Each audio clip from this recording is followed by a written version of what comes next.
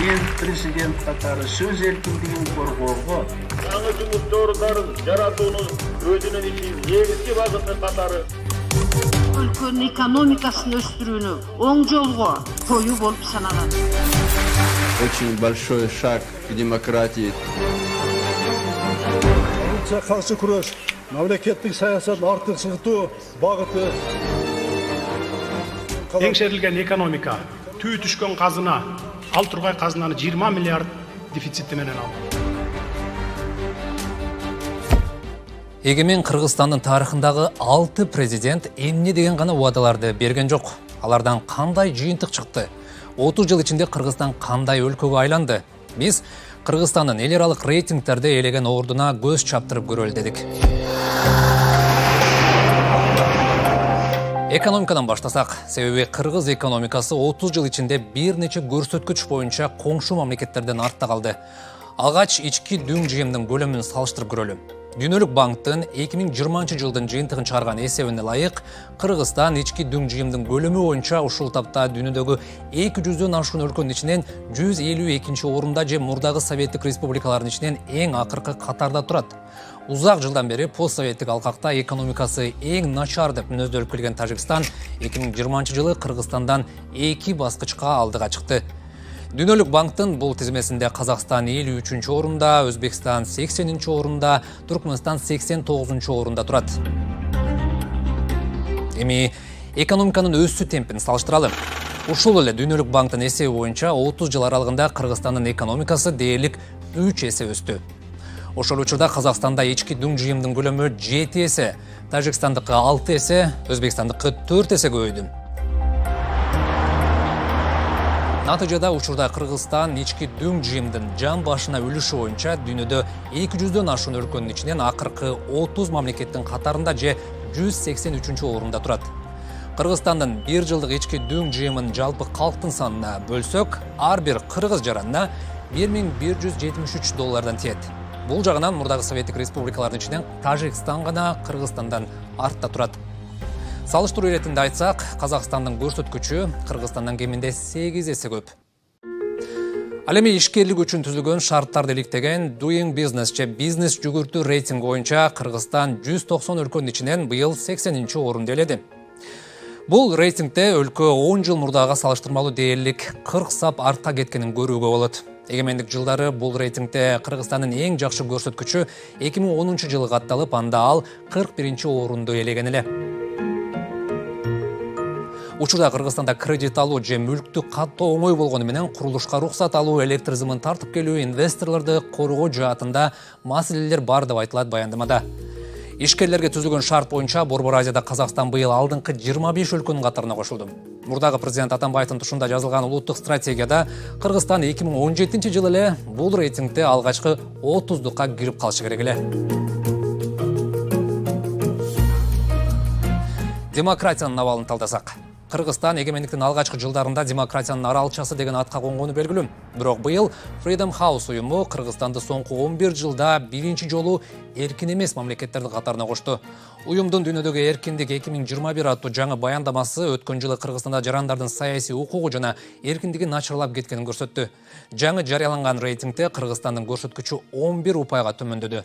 Мындай упай менен Кыргызстан 2009 жылдан бери биринчи жолу жартылай эркин деген макамынан ажырап, Борбор Азиядагы эркин эмес деген 4 мамлекеттин катарына кошулду. Ошентсе да жетишкендиктер жок эмес. Соңку жылдары Кыргызстан басма сөз эркиндиги боюнча Борбор Азияда гана эмес, айрым КМШ өлкөлөрүнүн арасында туруктуу түрдө алдыда келе жатат. Чек арасыз кабарчылар уюмунун пресса эркиндиги аттуу рейтингинде Кыргызстан быйыл 180 мамлекеттин ичинен 79 орунга чыкты.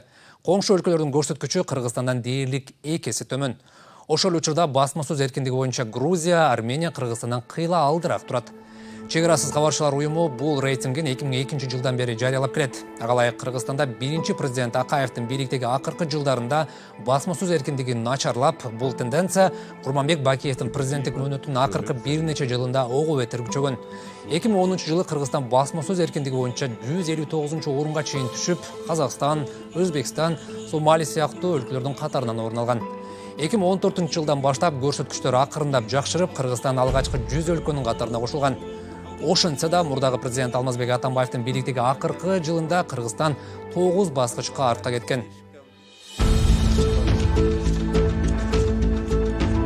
Ал эми коррупция маселесинде көрсөткүчтөр көңүл жылытарлык эмес. Кыргызстан 30 жыл ичинде дүйнөдөгү өтө коррупциялашкан мамлекеттердин тизмесинен чыкпай келатканын Transparency International уюмунун рейтинги күбөлүп турат. Учурда уюмдун коррупцияны кабылдоо индексинде Кыргызстан 180 мамлекеттин ичинен 124-орунда турат. Бул рейтингде Орусия менен Борбор Азиянын 3 өлкөсүнөн алдыдабыз деп сүйүнүшүбүз мүмкүн. Бирок коңшу Казакстан Кыргызстандан 30 баскыч, ал эми Армения 64 баскычка алдыда турат. Эл аралык уюм Кыргызстанга экономикалык бюрократия, саясий жемкорлук жолтоо болуп жатканын айтат.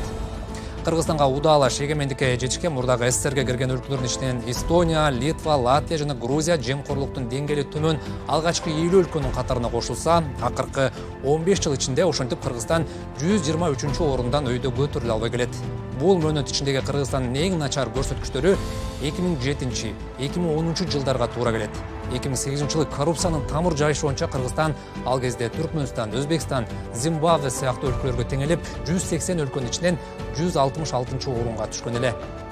Эгер улуттук стратегиялар аткарылган болсо, Кыргызстан мындан 4 жыл мурда эле коррупцияны ийгиликтүү ооздуктаган алдыңкы 50 өлкөнүн катарына кошулуп калмак.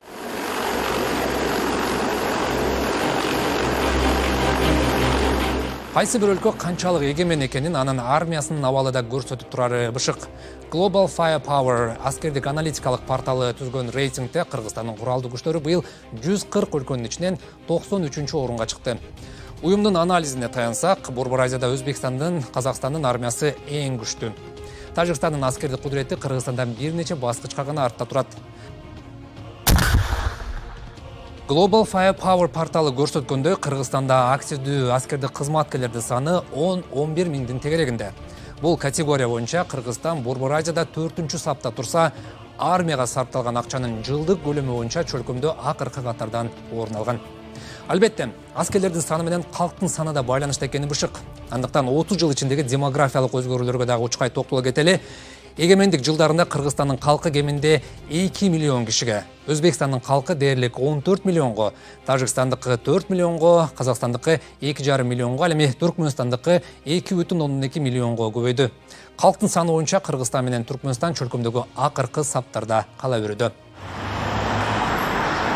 Ал эми ошол калктын билим деңгээли жана саламаттыгы тууралуу дагы кеп кыла кетели. Бириккен Улуттар уюмунун өнүктүрүү программасынын адам потенциалынын өнүгүүсү боюнча рейтингинде Кыргызстан 189 мамлекеттин ичинен 120-орунду ээлейт.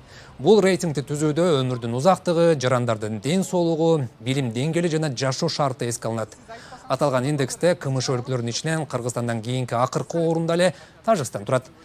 Ошол учурда коңшу Казакстан эгемендик жылдарында алдыңкы 51 мамлекеттин катарына кошулалды. Мындай көрсөткүчтөргө карабастан Кыргызстандыктар КМШ чөлкөмүндөгү бир топ мамлекеттердин жарандарына салыштырмалуу өздөрүн бактылуураак сезишет экен. Быйылкы бактылуулук индексинде Кыргызстан 149 өлкөнүн ичинен 67-орунду ээледи. Бул жаатта Кыргызстандын жарандары дүйнө өлкөлөрүнүн жарымынан көбүн, анын ичинде экономикасы күчтүү Орусия, Түркия, Азербайжан сыяктуу мамлекеттерди да артта калтырды. Айтор, 30 жыл ичинде Кыргызстан айрым жылыштарга карабастан көп тармактарда коңшу өлкөлөрдөн артта экенин көрүүгө болот.